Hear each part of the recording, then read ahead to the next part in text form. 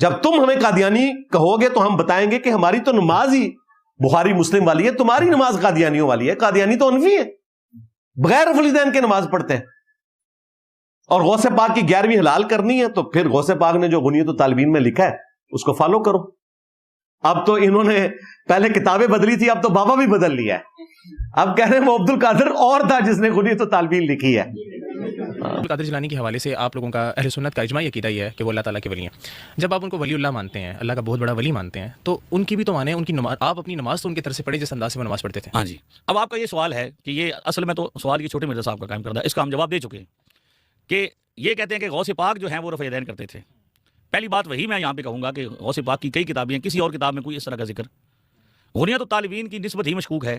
اعلیٰ حضرت نے اپنی فتاوی میں لکھا ہے، شیخ عبدالحق محدث دہلوی نے لکھا ہے کہ یہ شیخ عبد القادر جیلانی کی کتاب نہیں ہے، یہ عبد القادر نام کا کوئی اور عالم تھا، اس نے لکھی تھی اپنے زمانے میں. پہلی بات تو یہ کہ چونکہ مرزا صاحب کا علم اور تحقیق سے کوئی لینا دینا ہی نہیں ہے نا جی، اسی لیے تو ان کو بنیادی طور پر بات ہی سمجھ نہیں آتی. پہلی بات تو یہ ہے کہ یہ ان کے ساتھ اس کی نسبت ہی اس کتاب کی مشکوک ہے. بابا بھی بدل گیا. حالانکہ اعلیٰ حضرت بھی مانتے ہیں، امام ذہبی بھی، بڑے بڑے ائمہ لکھ کے گئے کہ عبد القادر جیلانی وہی ہیں جن کو یہ غوث پاک کہتے ہیں، انہی کی کتاب ہے.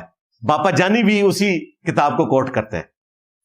تو میں نے آپ کو ضمناً بات بتائی، کیونکہ میں نے رٹی رٹائی باتیں نہیں کرنی ہوتی ہیں، میں نے علمی میمز کے لیے مٹیریل بھی پرووائڈ کرنا ہوتا ہے تاکہ لوگوں کی اصلاح ہو. کیونکہ ساروں کو میں نے جواب نہیں دینا، بعض کو تو ہم نے اسی طریقے سے جواب دینا ہوتا ہے.